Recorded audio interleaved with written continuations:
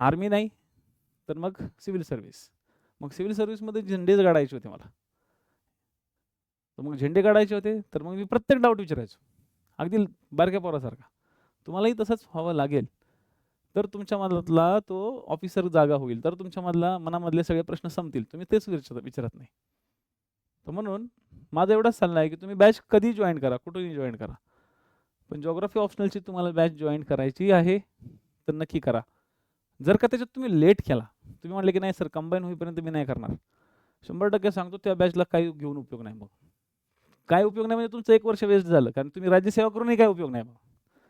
राज्यसेवेमध्ये जर तुम्ही राज्यसेवेची ॲड यायच्या आधी जर ऑप्शनलचा अभ्यास तुम्ही नाही सुरू केला, तर राज्यसेवेची ॲड आल्यानंतर तुम्ही 100% ऑप्शनल तुम्ही करणार नाही. राज्यसेवा देणार. राज्यसेवा जाऊन तुम्ही पुढे पास व्हाल नाही व्हाल. तुमचा मेन्स पक्का नसणार. मेन्स नसणार त्यामुळे तुमचा कॉन्फिडन्स नसणार. सगळं बट्ट्याबोळ झालं.